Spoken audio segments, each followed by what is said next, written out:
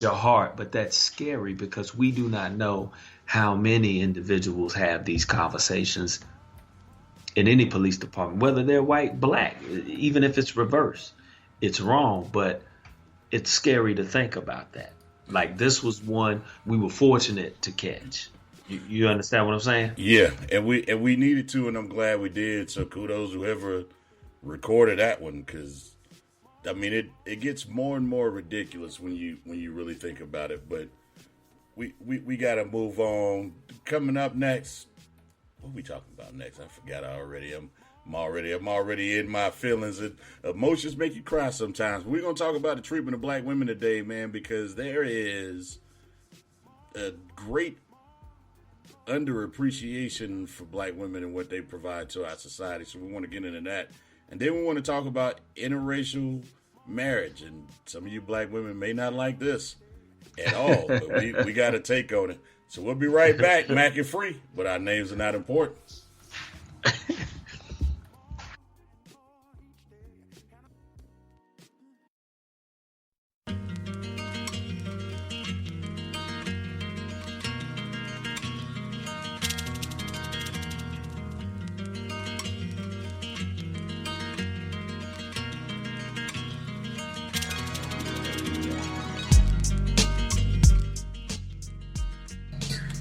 Welcome back to Names Are Not Important with Mac and Free. And, we got to get into some different topics, man. We are truly not qualified to have this conversation we're about to have because we are not black women. But we do want you to know that we recognize the strife. Now, again, I personally believe that women of all colors are being underappreciated in this country because this country is much more misogynistic than it is racist by far, and it ain't even close. So trust me on that one. But I particularly just wanted to focus on the plight of black women because they kind of get left out in a lot of conversations amongst strength, and we see them, celebrated in film roles to a certain extent. And I'm gonna give you the first person who came to my mind as an example of what I'm talking about, Regina King. I can't think of too many bad movies Regina King has been involved with, and she's done such a great job with the positions that she's had. I don't know if you saw Watchmen, the series that was on HBO. She did a great job with that. She had what was it? Is it called 6 Seconds? Or 8 seconds or 8 minutes or whatever it's called on Netflix. She had that. She played the role of Huey and Riley Freeman. She was a young girl she was the daughter on 227. She was the wife in, she's had all these great supporting roles. But yet, Regina King has never won a Grammy. And I think that's insane when you think, not a Grammy, but an Oscar. For a leading role for an Oscar anyway. And can't think of too many people who've done a better job at acting than Regina King. So but when we look at black women across the board as not just media and entertainment and in music, and again, everybody knows how I feel about Rhapsody, she really gets overlooked, and she's probably one of the hardest lyricists and album makers in the history of rap music right now. But even in relationships, we see women who get displaced, and we're going to get into a conversation that women aren't going to like in a second because there's too much truth attached to it. And hopefully you can understand where we come from with that, where we do give you those truths. But even in relationships, you see that women are, at least on social media, and you see them on TV. And I've seen a few focus groups, to be completely honest with you, where they say there's a shortage of good black men or being treated, or in a lot of cases, just a shortage of good men, period. And when I really look at the plight of the black woman and, raising one, being married to one, being the son of one, a nephew of one, a cousin of some, do they have a point? They have a strong point, but I think once again it's the patriarchal nature of this society or this nation. Um, I mean, even looking in the events in dealing with police brutality, Mm-hmm. well, police violence, let me say what it is. Right.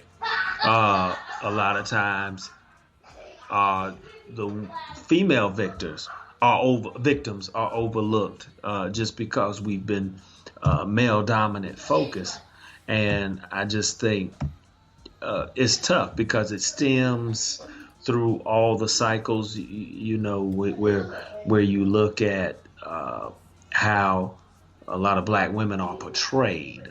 You know, once again, it went from uh, I guess you went from domesticated worker, then you came up to gold digger status. And this is just in the media.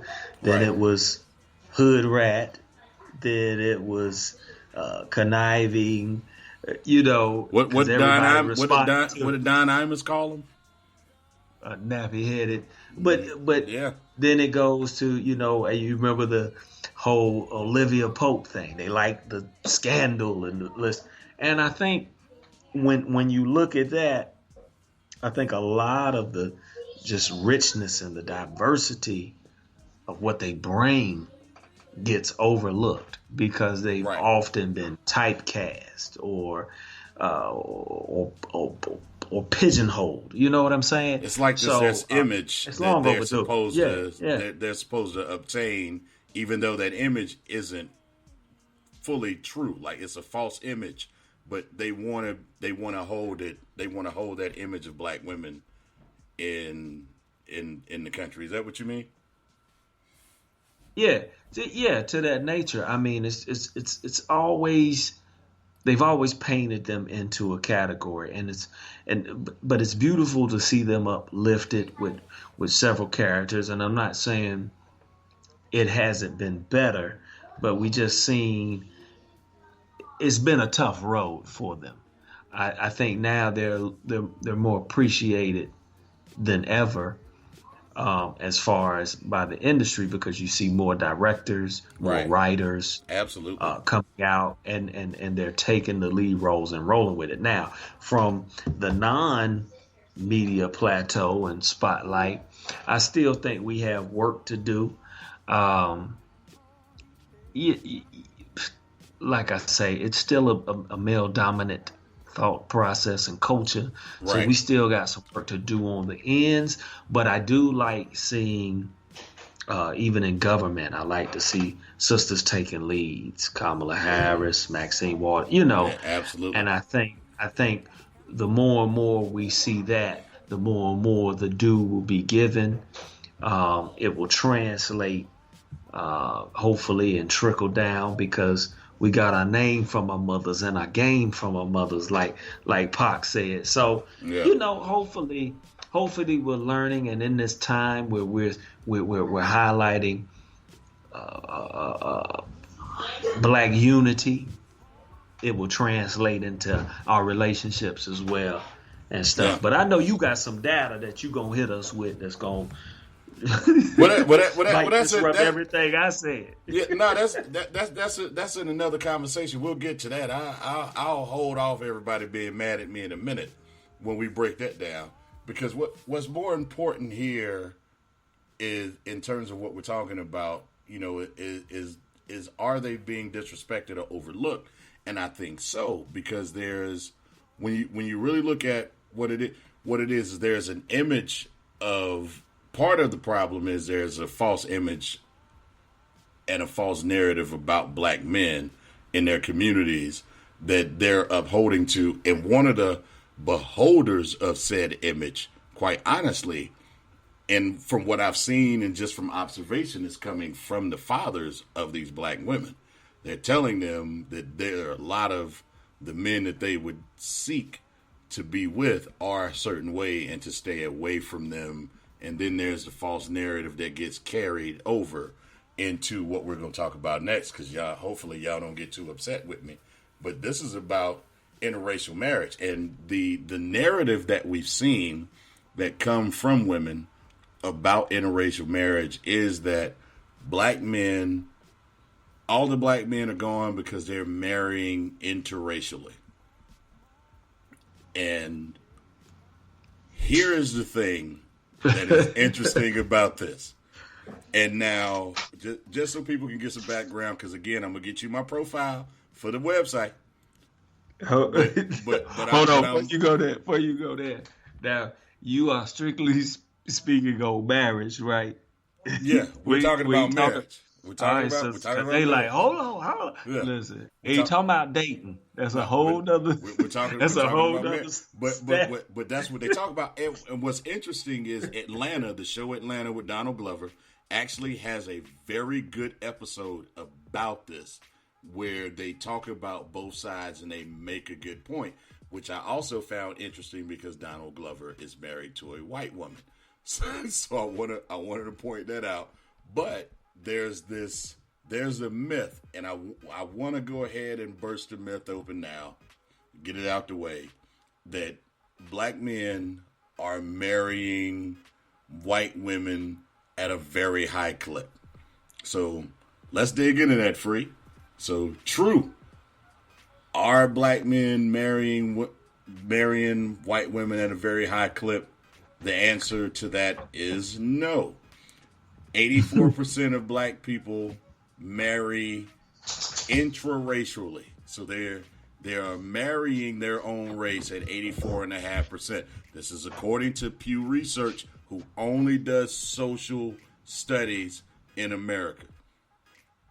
What's also a fact is that black men are 2 times more likely to marry outside of their race than black women. So now this is where black women are starting to say, aha, because it sounds like there's some truth to that when it isn't. Because again, here's what you can't ignore, 84.5%. So now what they're saying is 24% of the last 15.5% is marrying interracially or interracially, where it's only 12% for black women. Mm-hmm. But it's not just to white people in particular. So let's dig into the legal sauce, as the guy says on that. So let's dig into it just a little bit, because then there's this thought process that the black men that are marrying white women are the educated black men. Well, unfortunately, gentlemen, that is true. So that's and basically all it says is, so to be fair, basically what the statistic says is they're 19% more likely to have or 19% of that group is more likely to have a bachelor's degree than a high school degree or less. But let's put some of that into perspective, because you do have to look at the number of, again, when we start with the raw numbers, that's really where you find a lot of the truth and a lot of what you would say circumstances as it would be. A lot of black men go to HBCUs, but they also go to PWIs, and there are a lot of white women at PWIs. And people, we get so caught up in race that what we always forget to talk about is what's within the culture. So once you go to a PWI and you've adapted to the culture, you haven't changed. You've adapted to your environment, which is what all human beings and animals do when they're in environments. They adapt to the one that they're in, and they adapt to the culture for which they're surrounded with. And as a result, they marry who they're closest to. Same concept as intraracial violence. It's really not about race as much as it is about culture here, and we get lost in the conversations. So if you're asking, are black men marrying white women at a high degree? That answer is no, because no race is marrying the other race at a higher degree than they're marrying interracially. Again, that has to do with proximity and culture and not necessarily race.